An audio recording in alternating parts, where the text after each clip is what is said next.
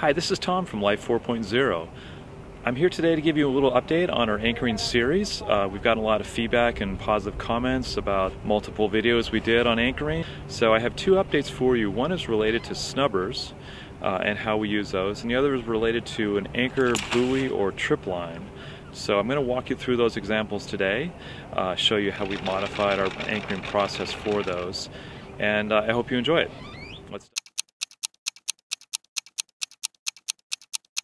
This first part's around snubbers. So in my previous video I was showing you how to put a snubber on using a rolling hitch wrapping around the chain, and that works okay, but we had some issues with the rolling hitch unwrapping when the anchor line was slack, and also we weren't sure exactly how strong that rolling hitch would be in a storm. So we made some modifications. This is our everyday snubber. It's about 3 meters long. It's got an ice splice put in there to go around our bow cleat. On the other end, this is the end that I would have used to do a rolling hitch. I put an ice splice in there with a thimble. And what that's used for is it's used in combination with what's called a soft shackle. So, and I'll include links on how to make this from another YouTuber. But it's got a little sliding loop here. And so you open up the loop there, you put this big knot through there, tighten up the loop, and you have a soft shackle. These are really valuable. This is made from Dyneema. It may not look very strong, but it's super strong. It's used for rigging as well on some boats. And so this takes the place of the rolling hitch. And the way this works is you feed this small loop end through one of the chain links. So it's going through one of the chain links, wraps around here, makes your loop around the thimble. And so that's super strong. It won't work its way loose. You can have confidence that that's going to work better for you. So I'll show you how to apply that. So the first step after we have all of our anchor scope out is to take the snubber, the ice splice on the snubber, wrap it around the bow cleat here, and then I get the other end with a thimble and my handy soft shackle. So I'm going to feed, again, this little loop through. I'll link in the chain there like that. Going to open that loop up, go through the thimble, and around this knot, and then I'm tightening up that sliding loop. And there you go. This is one continuous line in this knot. Again, I'll show you the great video on how to make a soft shackle. You can use them for a lot of different things.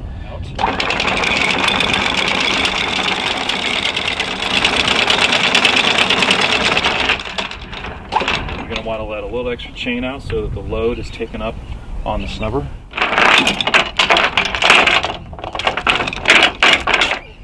So we go through this process once we have enough anchor scope out, but before we set the anchor in reverse. So, and again, the whole purpose of a snubber is to take the load off the windlass. Windlass is really strong, but it's not strong for like 24 hours of jerking and pulling with surges with the anchor. So it puts the load on the cleat instead of on the windlass. The other thing the snubber does is it gives some amount of stretch and flex, so that when you're bouncing up and down in waves or surges of wind, you're not straining the whole anchoring mechanism. Now this is our everyday snubber. It's only 3 meters long. It doesn't really give you a lot of stretch. And that's really not the purpose of the everyday anchor. We're kind of using it for mild conditions. All I'm trying to do is get the load off of the windlass and putting it on a cleat, and that does that well. I've also added, you can see, some chafing gear here, so that, because there is a bit of flexing going on, and you can get some rubbing back and forth on this line, so it's good to put some chafing gear on there, especially as it goes around and out by the chain there. So that's our everyday snubber. We also have two other snubbers that we use now. So this is our storm snubber. It's using the same concept. It's just longer. This is about 10 meters long. Still has a bit of chafing gear on there. On the end, if I can find it, is a ice splice with a stainless steel thimble in there. One thing different about it, in addition to being longer, is it's got a bridle. Okay, and I made a simple bridle here. You can make it a lot sexier with eye splices. I've just put 2 bowlines in here, and these are designed to go around both bow cleats. I put a little red marker on the starboard side so I know, because one is slightly longer than the other. The purpose of the bridle is to get the main part of the snubber straight down the anchor chain channel. This is really important, particularly in a storm, because you don't want this chafing against the sides. You want it going straight out, and you also want the strength of both cleats on the bow. This is not going to handle, one bow cleat's not going to handle the load in a really strong storm when you're anchored, so you use this bridle. This bridle is best made from Dyneema, or at least some rope with some amount of Dyneema, because it's very strong, and the Dyneema is not going to stretch. You want that bridle to hold its position right in front of the anchor chain, and then let your nylon line do all the stretch work. So I'll show you how to put the storm snubber on. I'm going to use that same soft shackle. It looks really small and dinky, but trust me, it's very, very strong. And again, very simple, just bowline loop, but you can make something more sexy if you want. It goes around the cleat like that. And then I take the thimble end and loop that around the soft shackle, just like we did for the short snubber.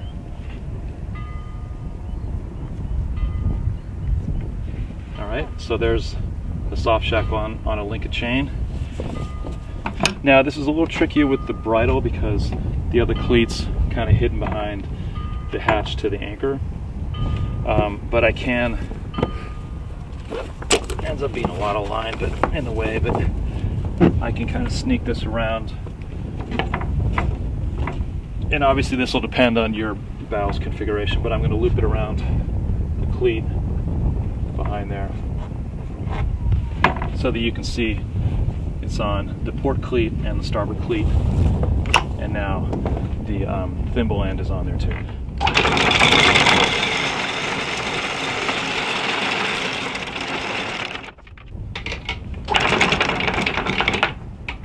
And you can see, once I get the hatch out of the way, how this bridle is working. It's not loaded up a lot yet.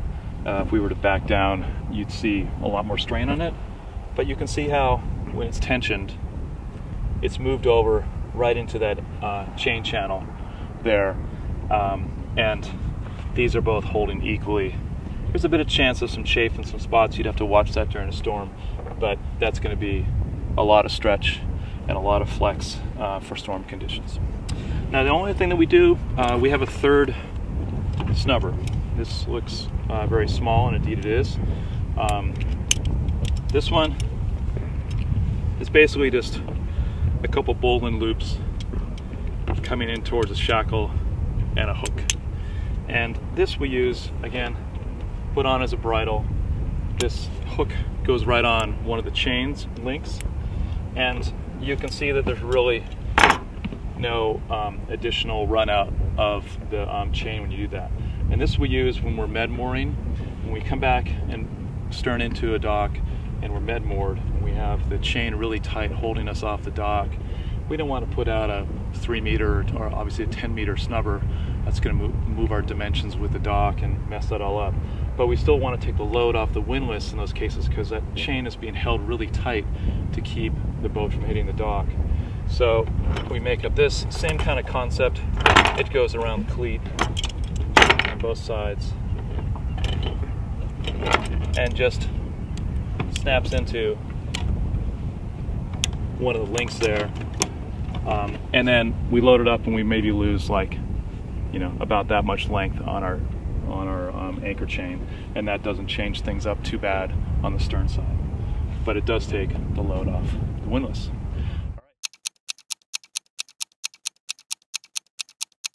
All right, I wanted to also talk to you about anchor buoys. Anchor buoys are used for 2 purposes. One is to mark the location of your anchor so other people can avoid it. Second purpose is as a trip line, to be able to pull up your anchor if the anchor gets snagged.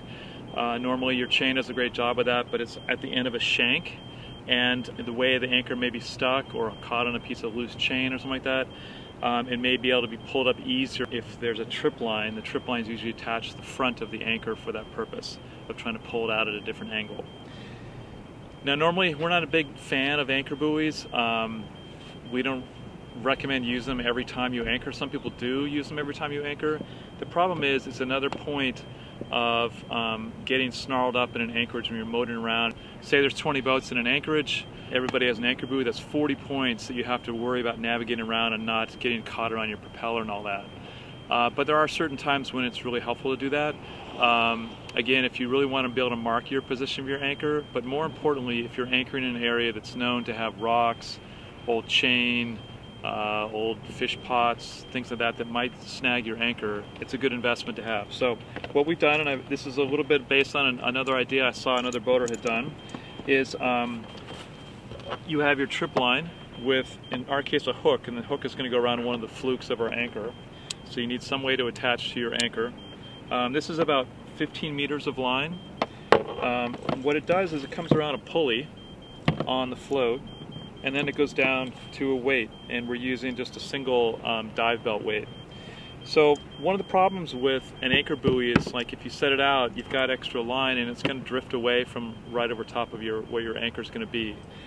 And this alleviates that. With the weight, it's going to pull the line tight right above, and it's going to float almost right above where your anchor is. Now if the tide is shifting, or if you have different depths that you're going to anchor in, then this line just rolls right through the pulley and extends the trip line for deeper water. And so that's how that works. And you know, an alternative is to have a line with maybe several loops along it, maybe every 5 meters, and you clip the buoy onto those loops. But again, if you're in tidal conditions, or if you're not sure the depth of the water, you know, having this kind of pulley system is the way to go. This is also helpful if you're not really sure what's going on the bottom. If the water's not clear enough and you can't see if there's rocks or whatever, which is our case right now as we've left the Med. We're going to show you how to deploy this. We're going to clip this on to one of the holes in the fluke and then toss the whole thing overboard, and we'll show you how it works. On our boat it's going to be a little tricky to reach the fluke, but I'm going to reach out there and clip this hook onto one of the holes of one of the flukes.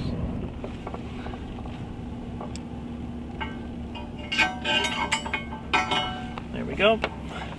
Alright, so with that set, I'm going to start to deploy the chain out, and I'll sort of feed this line out so it doesn't get tangled in anything, and once we get to the end I'll throw the rest of it overboard. Are you ready? 4.5 meters, okay.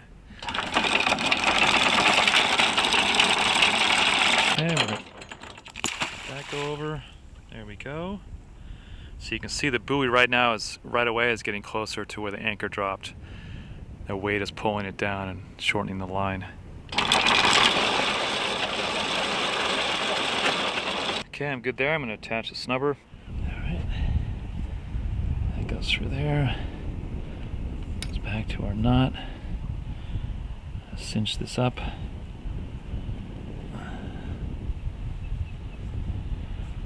One-handed anchoring. Okay, now I'm gonna let the snubber out. Now you just gotta make sure that the snubber doesn't snag on anything when it goes out.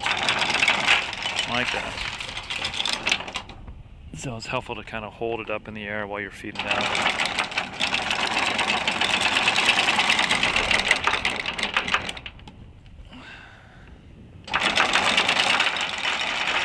And a little extra. Now Karen's going to back down. Alright, you can see the anchor getting tight. It's getting pretty tight now. Okay. And it's very helpful to have the buoy there in this case to be able to see exactly where the anchor is and whether you're lined up when you're starting to go in reverse here. Making sure the chain isn't kind of looping around and coming back to the anchor for some reason. We know right now that it's right there. Without a doubt.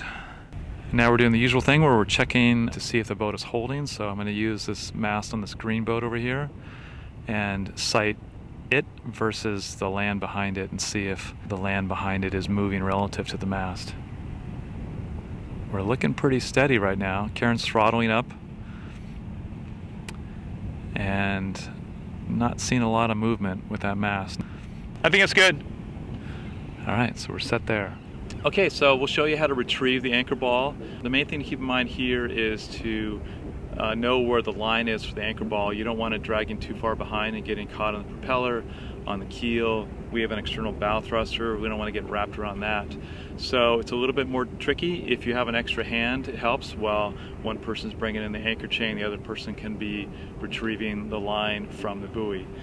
You'll also need a boat hook, a pretty long one, so you can reach down in the water and grab the line from the buoy to start bringing that in. So again, a little bit more complicated than a normal retrieval of an anchor. You got two things to pull in. So we'll show you how to do that.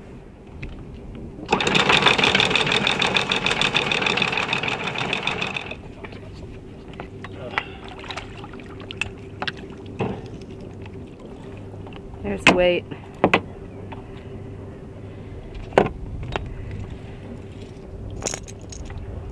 Okay, so I'm going to end up sort of holding on to the trip line as I bring up the rest of the anchor.